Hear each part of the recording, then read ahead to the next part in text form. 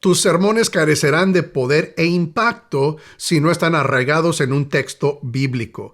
Y para preparar sermones arraigados en el texto bíblico, tienes que saber cómo estudiar un pasaje de manera correcta. Y en esta enseñanza te voy a compartir los pasos que yo sigo cada vez que estudio un pasaje en la preparación de un sermón. Hola, ¿qué tal mis condiscípulos? Yo soy el doctor Mario Escobedo. Bienvenidos a mi canal.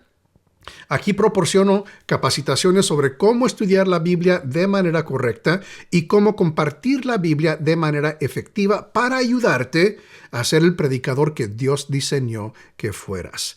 Hoy vamos a ver cómo estudiar un pasaje de la Biblia y este es el proceso que sigo cada vez que estudio un pasaje en la preparación de un sermón. Vamos a usar el Salmo 50 como un ejemplo de cómo aplicar estos pasos.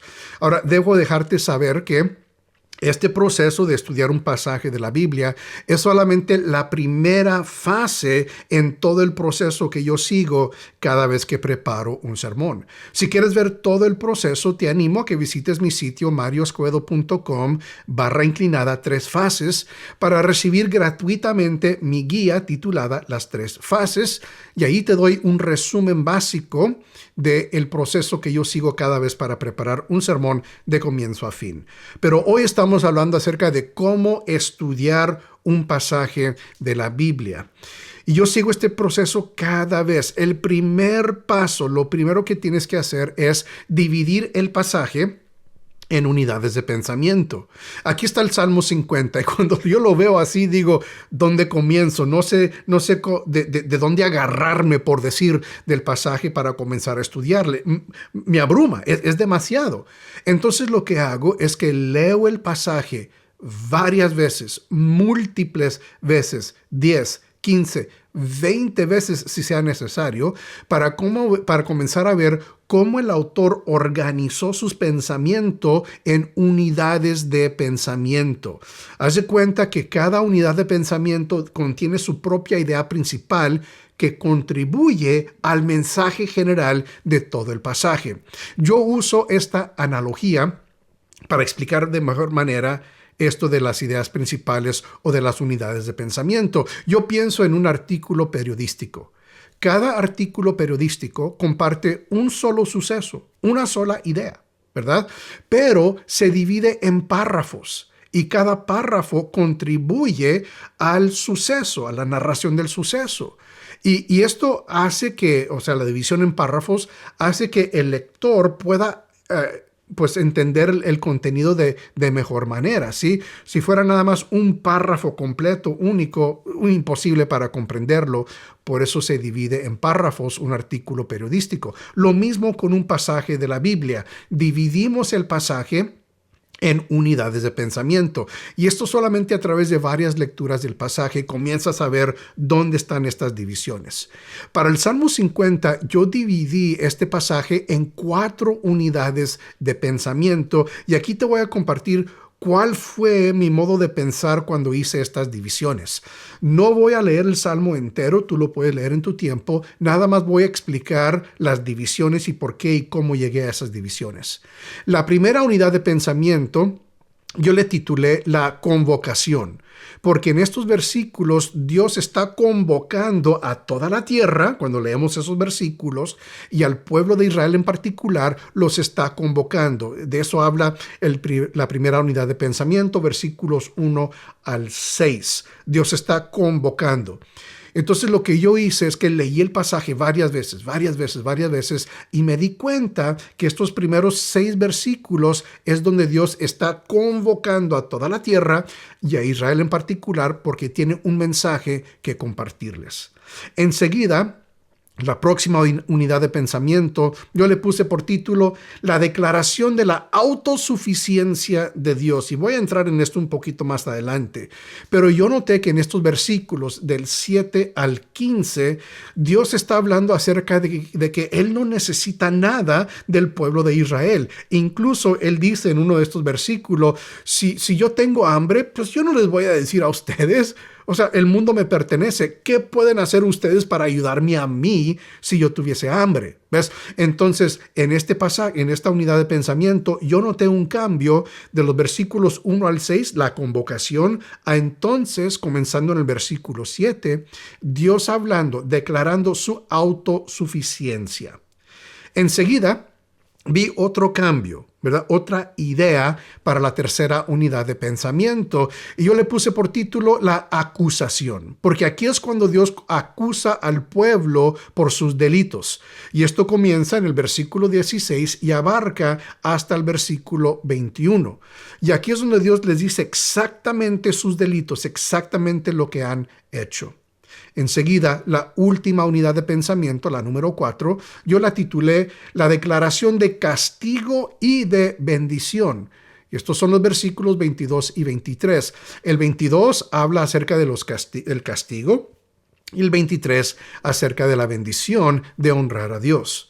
Ahora, quiero que te des cuenta el fluir, la organización de este salmo. Comenzamos con esa convocación, versículos 1 al 6. Entonces Dios declarando su autosuficiencia, 7 al 15. 16 al 21, Dios ahora sí acusando al pueblo por sus delitos. Y por último, 22 y 23, Dios declarando tanto el castigo como la bendición. Entonces, cuando yo veo estas divisiones, estas unidades de pensamiento, ahora siento que tengo una mejor comprensión de cómo el salmista organizó este salmo. Y otro beneficio es que para yo poder dividir este salmo en unidades de pensamiento, por supuesto, tú estás viendo el resultado, pero esto me tomó tiempo, mucho tiempo, ¿sí? Tuve que leer este salmo varias veces, para entonces comenzar a ver las divisiones, las unidades de pensamiento, dónde están esos cambios pequeños de idea que para mí indicaron una nueva unidad de pensamiento. Se toma tiempo, pero aquí no hay ninguna prisa, no hay ninguna carrera. Tómate tu tiempo al leer este pasaje para dividirlo en unidades de pensamiento y te vas a beneficiar. Vas a disfrutar de este momento de estar leyendo este pasaje tantas veces. Bueno, ese es el primer paso. Después de haber dividido el pasaje en unidades de pensamiento, lo que hago enseguida es que identifico la idea principal de cada unidad de pensamiento. Entonces, regreso al pasaje ya dividido en unidades de pensamiento y ahora me limito a una unidad de pensamiento y la leo varias veces hasta poder identificar la idea principal, pero únicamente de esa unidad de pensamiento, y así me la llevo sucesivamente, unidad por unidad. Lo importante aquí es lo siguiente: cuando identifico la idea principal de una unidad de pensamiento, lo estoy haciendo usando únicamente las palabras del texto bíblico mismo. No es mi paráfrasis, no es mi resumen. No estoy resumiendo mis propias palabras lo que significa cada unidad de pensamiento. Estoy identificando, usando únicamente las palabras del texto bíblico, la idea principal para cada unidad de pensamiento. Entonces, en la primera unidad de pensamiento, yo identifiqué lo siguiente como su idea principal. El versículo 4. Dios convoca a los cielos y a la tierra para que presencien el juicio de su pueblo. Para mí, de eso se trata esa primera unidad de pensamiento. Esa es la idea principal de esa unidad de pensamiento. Avanzando a la segunda unidad de pensamiento, la leo varias veces, nada más esa unidad de pensamiento, hasta comenzar a ver claramente cuál es su idea principal, de qué se trata esa unidad de pensamiento. Yo elegí lo siguiente, versículo 12. Dios hablando: si yo tuviera hambre, ¿no te lo diría? Pues mío es el mundo y todo lo que contiene. ¿Te das cuenta? Si lees la unidad de pensamiento, te das cuenta que básicamente de eso se trata esa unidad de pensamiento, la autosuficiencia de Dios, que Él es dueño de todo, que Él no tiene necesidad de nada que cualquier humano le pueda ofrecer. Qué ridículo sería eso, ¿no? Sino que Él es autosuficiente, y el versículo 2 declara eso claramente. Enseguida, en la tercera unidad de pensamiento, yo identifiqué lo siguiente. Pero ahora voy a reprenderte, cara a cara voy a denunciarte. Esta es la acusación. Y entonces para mí eso resume bien la idea principal de esa unidad de pensamiento. Y quiero que te des cuenta de algo muy importante aquí. Date cuenta que en este caso, en la unidad de pensamiento número 3, no identifiqué un versículo entero. Es nada más una porción de un versículo, y eso está bien. Para que sea la idea principal, no tiene que ser el versículo entero, nada más. El concepto es que tiene que ser algo que exprese bien, que capte bien la idea principal de esa unidad de pensamiento. ¿De qué se trata esa unidad de pensamiento? Por último, la cuarta unidad de pensamiento, yo identifiqué lo siguiente. Ustedes que se olvidan de Dios, consideren lo que he dicho. Aquí está donde Dios entonces va a declarar bendición y castigo. Y para mí, lo que ahí tengo subrayado o resaltado en azul es la idea principal para esa unidad de pensamiento. Muy bien, esos son los primeros dos pasos, pero quiero recordarte del recurso gratuito que he preparado, porque esto que estoy compartiendo es solamente la primera fase del proceso que yo sigo cada vez que preparo un sermón. Adquiere esta guía gratuita ahí en mi sitio web, marioscoedo.com/inclinada, 3 fases. Te va a ayudar muchísimo. Muy bien, el siguiente paso. Después de haber identificado la idea principal de cada unidad de pensamiento, sigo el mismo proceso, pero ahora identifico la idea principal del pasaje entero. ¿Sí? Porque lo que hice en el paso anterior es que vi unidad por unidad por unidad para identificar la idea principal de cada unidad. Pero ahora quiero identificar la idea principal para el pasaje entero. ¿De qué se trata el pasaje entero? Y nuevamente voy a leer varias veces, y también voy a dar más atención a lo que ya identifiqué como la idea principal de cada unidad de pensamiento. Porque cuando comienzo a ver las ideas principales de cada una de las unidades, como que comienzan a señalar la idea principal del pasaje entero. Y lo que yo identifiqué como la idea principal del pasaje entero está en el versículos 14 y 15, que dicen: ofrece a Dios tu gratitud, cumple tus promesas al Altísimo, invócame en el día de la angustia, y yo te libraré y tú me honrarás. ¿Te das cuenta? De eso se trata el pasaje. Esto es lo que Dios está pidiendo del pueblo. Él no quiere sacrificios vanos de parte de ellos. Él quiere que honren su palabra y que sus sacrificios sean de gratitud, ¿verdad? Sacrificios de alabanza, por decir. Eso para mí, allí está la idea principal de todo el pasaje. Ahora, date cuenta, con simplemente leer el pasaje varias veces, ya comprendes mucho acerca de este pasaje. Lo has dividido en unidades de pensamiento. Identificaste la idea principal de cada unidad de pensamiento y también identificaste la idea principal del pasaje entero. Varias lecturas dan este resultado. Sí, nada más lee y este proceso te va a dar muy buen resultado. Si no estás acostumbrado a hacer algo así, al inicio sí va a ser un poco difícil, pero entre más lo haces, mejor lo harás. Practica con un pasaje, otro pasaje, hasta que ya comienza a hacerse algo muy natural para ti.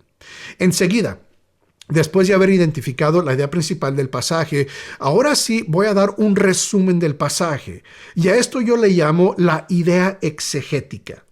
La idea exegética es simplemente, ahora sí, en mis propias palabras, un resumen del pasaje. Pero muy importante para la idea exegética, no estoy formulando una aplicación personal, no estoy formulando una verdad teológica o una verdad espiritual. Eso viene después. Simplemente estoy describiendo en mis propias palabras de qué se trata este pasaje. Y la manera en que hago esto es que me baso en la idea principal del pasaje entero, versículos 14 y 15 en esta ocasión. Tomo en cuenta otros detalles, otros elementos del pasaje para formular la idea exegética, pero básicamente me estoy basando principalmente sobre esta idea principal que yo identifiqué. Y estas son mis propias palabras. Esto es lo que yo formulé como la idea exegética, o puedes decirle la verdad central de este pasaje. Fíjate bien. Cuando el Señor convocó a su pueblo delante de él para testificar en su contra, declaró que prefería que le ofrecieran sacrificios de acción de gracias y cumplieran sus votos en lugar de los sacrificios de animales. Ahora date cuenta, eso está basado en la idea principal del pasaje, pero toma en cuenta otros elementos del pasaje. Y en este momento solamente estoy describiendo de qué se trata este pasaje. Date cuenta que no hay ninguna aplicación todavía, eso viene después en el proceso de la preparación de un sermón. No estoy declarando alguna verdad teológica ni una verdad espiritual, un principio espiritual. No. Simplemente estoy describiendo lo que está sucediendo en el pasaje. Y esto es importante. Tienes que entender lo que está pasando en el pasaje antes de poder aplicarlo a tu vida y a las vidas de tus oyentes. Después de haber formulado la idea exegética o la verdad central, entonces sí formulamos lo que yo le llamo la verdad transcultural, la verdad teológica o un principio espiritual. Es lo mismo. Y lo que voy a hacer ahora aquí es que sí voy a hacer una aplicación muy general. Y la verdad transcultural es una verdad que es aplicable y relevante en cualquier época, en cualquier cultura, cualquier idioma, cualquier país, no importa. Como es una verdad teológica, transcultural, una verdad espiritual, es aplicable en cualquier momento y en cualquier lugar. Y lo que hago es que veo mi idea exegética, esa verdad central que acabo de escribir en mis propias palabras, y ahora sí, la hago algo más aplicable a cualquier época o tiempo o idioma o cultura o etcétera, ¿sí? Esto es lo que yo escribí, fíjate bien. Dios espera una vida de gratitud sincera y compromiso con Él por encima del cumplimiento de obligaciones religiosas realizadas por sí mismas. Ahora, esa verdad transcultural era cierto, eso es cierto en el tiempo de Israel cuando se escribió este salmo, pero también fue cierto en el tiempo de Jesús, es cierto en nuestro día también, es cierto en México, en África, en Chile, en Bolivia, en los Estados Unidos, no importa, es una verdad transcultural, pero porque seguí este proceso, comenzando con el texto bíblico y limitándome al texto bíblico, yo sé, estoy asegurado de que esta aplicación, esta verdad transcultural, este principio espiritual es bíblico por el proceso que yo seguí. Y ahora de aquí puedo comenzar a desarrollar mi sermón. Eso viene en las siguientes fases que yo enseño en las 3 fases para preparar un sermón. Pero solamente siguiendo estos pasos para estudiar un pasaje de la Biblia, vas a comprender muchísimo acerca de tu pasaje. Por ende, tu sermón será mucho más fuerte porque estará arraigado en el texto bíblico y ahí está el poder de tu sermón. No en tus palabras, sino que en la palabra de Dios. Pero para que tu sermón sea bíblico, tienes que saber cómo estudiar un pasaje de la Biblia de manera correcta. Estos son los pasos que yo sigo cada vez que estudio un pasaje en la preparación de un sermón. Te va a servir muy bien este proceso. Aplícalo, inténtalo, experimenta, ¿sí? Va a ser un poco desconocido al inicio, pero con tiempo, entre más lo haces, mejor lo harás. Y si te interesa un poco más acerca del proceso que yo uso para preparar todo el sermón desde comienzo a fin, nuevamente ahí está mi recurso gratuito que puedes obtener en mi sitio web marioescobedo.com/inclinada 3 fases. Espero que esto te haya ayudado. Haz clic aquí para otro video de capacitación. Dios te bendiga.